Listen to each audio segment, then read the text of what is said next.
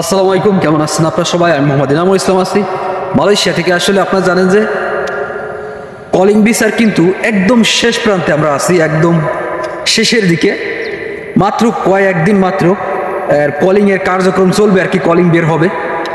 অনেকেই কিন্তু একটা সমস্যার মাঝে আছে বর্তমান, যে আসলে পাসপোর্ট নতুন করে যারা আসলে জমা দেবেন, আসলে ভাবতেছেন যে আমি পাসপোর্ট জমা দেবো, মালয়েশিয়ার জন্য আসবো।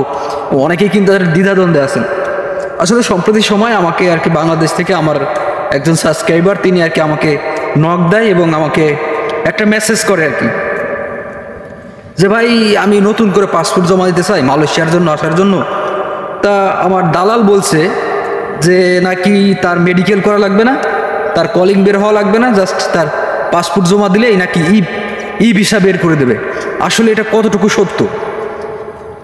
আমি তো জিনিসটা শুনে, মানে কথাটা শোনার পর আমি তো পুরো অবাক হয়ে গেছি যে আসলে কীভাবে সম্ভব, কেমনি কি দেখি। আসলে আপনাদেরকে একটু কথা বলে রাখি, সেটা হচ্ছে যে বর্তমানে কিন্তু আপনার দালালরা প্রতারণার হাত পাতে রাখছে। দালালদের মিষ্টি কথাই আপনাদের কখনোই বলা যাবে না, কারণ তারা শেষ মুহূর্তে আসে, মালয়েশিয়ায় কলিং ভিসার শেষ মুহূর্তে তারা আসে, তারা কিন্তু নানান ধরনের প্রতারণার হাত পাতে রাখবে এবং আপনাদের কাছ থেকে অর্থ হাতায় নেবে। আসলে আপনাদেরকে বলি যে আসলে কলিং ভিসা বের করা ছাড়া ই ভিসা বের করা সম্ভব কিনা। ওকে, এই জিনিসটা আপনাদেরকে একটু পরিষ্কার করে বলি। সেটা হচ্ছে যে মালয়েশিয়াতে আসার জন্য, বৈধভাবে আসার জন্য আপনাকে প্রথমে অবশ্যই পাসপোর্ট জমা দিতে হবে। পাসপোর্ট জমা দেওয়ার পরে এরপরে আপনার মেডিকেল হবে। মেডিকেল হওয়ার পর আপনার কোম্পানির আবেদন হবে, মানে আপনার কোম্পানিতে কলিং বের হবে আপনার নামে। এরপরে আপনার কলিং বের হওয়ার পরে তারপরে আপনার ই ভিসা বের হবে।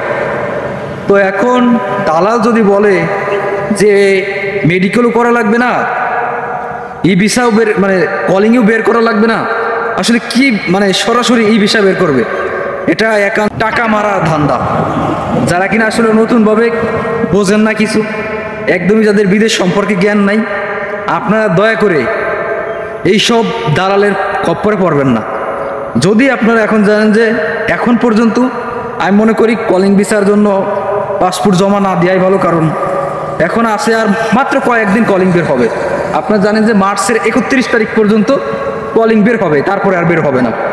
তো এখন আছে আর কয়েকদিন, মাত্র 10-12 দিন আছে। আর আপনারা জানেন যে 10-12 দিনে জীবনও কিন্তু আপনার কলিং বের হবে না, মানে কলিং বেরোনোর সম্ভাবনা একেবারে কম, মানে 10-12 দিনে। সো এখন পর্যন্ত যারা ভাবতেছেন যে পাসপোর্ট জমা দেবেন, কলিং বের হবে, তারপরে আপনি ভিসায় মালয়েশিয়াতে আসবেন, সম্ভব না। এখন 10-12 দিনে কলিং বের হওয়া সম্ভব না, মোটেই সম্ভব না। এই কারণে যারা ভাবতেছেন যে ভাই আমি জমা দেবো, এখন পাসপোর্ট জমা দেবো মার্চ মাসে, আপাতত জমা দিয়েন না, তাহলে কিন্তু আপনি টাকা পয়সা ধরা খাবেন।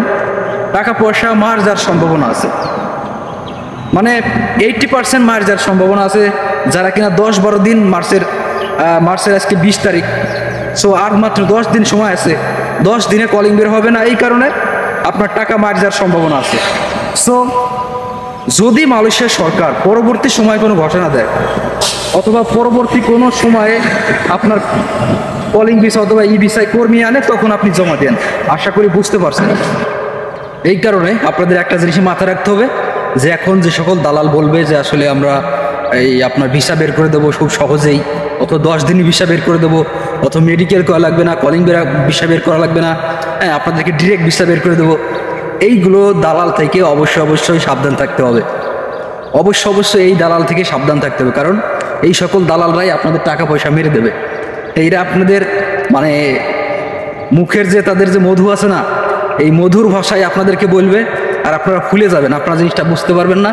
পরবর্তী সময় আপনারা অনেক ক্ষতির মধ্যে পড়বেন, যে ওই লাস্ট মুহূর্তে একদম শেষে, এখন কিন্তু আপনার কলিং এসেছে। সো এইসব বিষয় মাথায় রাখতে হবে যে দালালের মিষ্টি কথাই বলা যাবে না, কারণ দালাল আপনাকে যে কোনো মুহূর্তে যে কোনো মিষ্টি কথা বলতে পারে, কারণ দালাল টাকার জন্য কাজ করে। এই জায়গা যদি 10টা পাসপোর্ট যদি সে সংগ্রহ করতে পারে, তাহলে কিন্তু দালালের লাভ, কারণ দালাল এই জায়গা তার ইনকাম আছে, হ্যাঁ দালালের ইনকাম আছে, দালালের ব্যবসা আছে। সো দেখা গেল যে 10 জন লোকের কাছ থেকে যদি 1 লাখ করে নেয়, তার কিন্তু 10 লাখ টাকা, এই জায়গায় 10 লাখ টাকা একটা ব্যবসা আছে, বিজনেস আছে।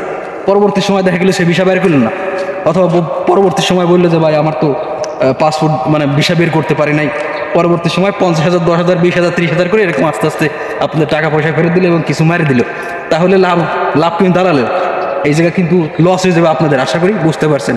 এই কারণে শেষ মুহূর্তে একদম শেষে আপনাদের কোনোভাবেই এখন মানে রাইট নাও পাসপোর্ট জমা দেওয়ার দরকার নাই, তাহলে পরবর্তী সময় সমস্যা হবে, আশা করি বুঝতে পারছেন। পরবর্তী দেখা যাবে যে টাকা উঠাইতে পারবেন না, এই কারণে অবশ্যই সাবধানতা অবলম্বন করতে হবে।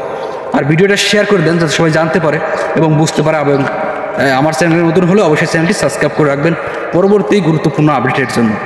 আর একটা কথা আপনাদের বলবো, সেটা হচ্ছে যে এখন পর্যন্ত কলিং ভিসার পরবর্তী স্টেপ মানে পরবর্তী সময় কি আসলে কলিং ভিসা খুলবে কিনা এই ব্যাপারে কোনো আলোচনা হয় নাই। তবে মালয়েশিয়াতে নানান ধরনের তারা মানে যে সকল মন্ত্রীগুলো আছে তাদের এক এক সময় এক এক ধরনের বক্তব্য আসে যে লোকের প্রয়োজন, অথবা এই সেক্টরের লোকের প্রয়োজন, ওই সেক্টরের লোকের প্রয়োজন, তারা বিভিন্ন সময় গণমাধ্যমকে বলে। সো অবশ্যই আপনাদের জন্য পরবর্তী সময় যদি কোনো নিউজ থাকে তাহলে অবশ্যই জানিয়ে দেওয়ার চেষ্টা করব। ধন্যবাদ সবাই, ভালো থাকবেন, দেখা হবে পরবর্তী কোনো ভিডিওতে। ততক্ষণ পর্যন্ত ভালো থাকুন, সুস্থ থাকুন, আল্লাহ হাফিজ।